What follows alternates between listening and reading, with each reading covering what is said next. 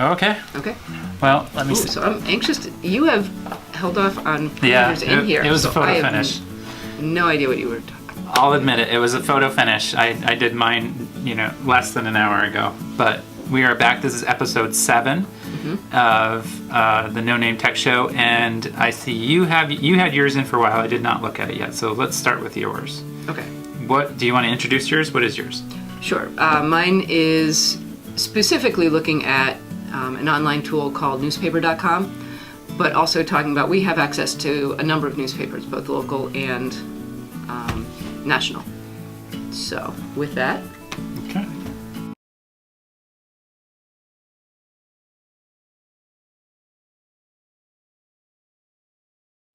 Hi, this week I'm going to introduce a few different online newspaper resources that we subscribe to. We have locally the Times Argus and the Burlington Free Press. We also have some national newspapers, the New York Times and USA Today. The New York Times is actually not the website, it is the replica edition of the print newspaper. The one I want to really focus on today is an online resource that's available to anybody, and it's called Newspaper Map. And clicking on the link brings up this website. Each one of these markers indicates a newspaper that is published in that area. And we can zoom out a little bit, and you can see it's just full of lots of possibilities. I will say that not every newspaper in the world is on this website, and some of the links don't work anymore. But it's a great resource for reading and gaining different perspectives and learning about different cultures, what's important to be published in that area. And there are some kind of built-in tools that I want to point out.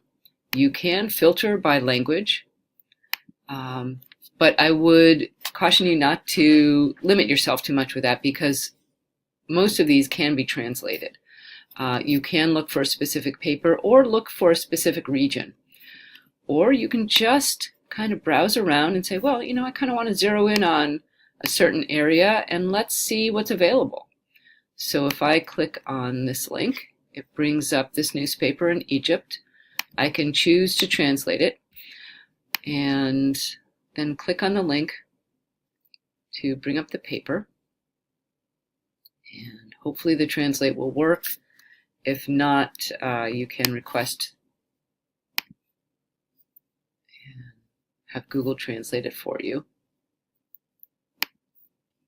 Okay, so this is one newspaper, and you can see that there's national news, there's international information about the economy, society, and culture. It's just an amazing resource to be able to dial into one area of the world and see what they're publishing there. Okay, here we go. And it is giving us the option to translate. This is a great resource for global studies, learning about world events, issues around the world, and how different places view those issues and different cultures. It's great for learning about the arts and economy around the world. And also, world languages can practice their fluency in reading those languages. So this is the tool that I wanted to highlight, and there's lots of educational uses. Let me know if you have any questions. Thanks. Well done. Thanks. That is really impressive. We were saying, while the video was playing, how interesting it would be to take a world event and look at it through the lens of 2 different places. Exactly. Pretty incredible. So mine's not terribly flashy, but it's something that's been really popular lately and has been shared over and over and over again online, and that is the new transcription feature in Google Slides. All right, good. So I went on to see how difficult this was to do, and yeah, so here it is. Hi, so I'm going to share with you something new that a lot of people are talking about, which is the transcription feature in Google Slides. It's pretty simple. Here's a presentation that I am using to share with staff about software and apps for learning. And so you go up to present, and you say present from beginning with speaker notes, and you'll see I get this little window that pops up that has my slides and then the show behind it. And if you look down here, and get rid of that, if you look down here, you can see captions. So when I turn that on, it's going to ask me to use my microphone. When I turn that on, you can see that I get live transcriptions as I'm talking.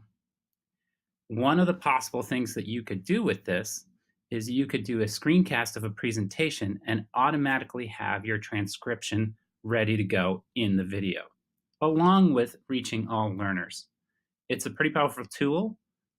You have to speak very clearly. You have to be articulate, and that's certainly not a bad thing, but I encourage you to check it out. So that's it. That's amazing.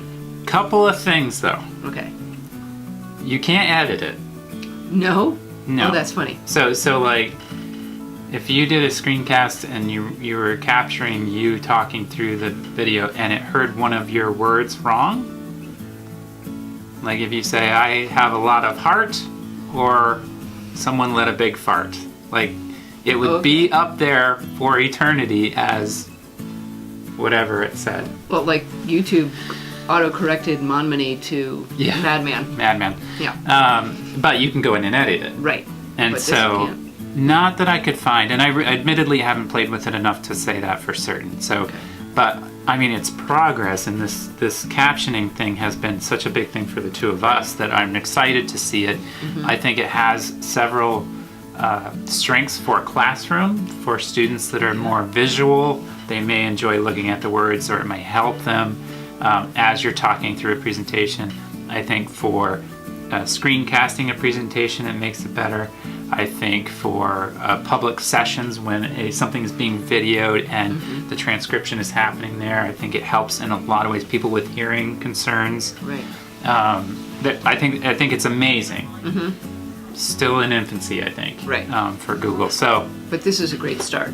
It is a tremendous start. I was excited about how easy it was. Well, that's good. I want to give it a try now. Yeah, so take a look, and if we find more stuff, we'll share it out. A lot of people were asking about it. I got asked twice this morning about it. And I think what people are trying to figure out is that, like, this is pretty great. I know it's great, but how do I use it so that it means something? So there you go. That's it. Well done. Thanks. That's not too bad. We haven't met in like 2 weeks. In an hour before we met? Yeah. Wow. I just... Okay. And yet I had at least a dozen takes on mine. It's okay. You get there. Everybody gets there. Thanks for watching. Bye.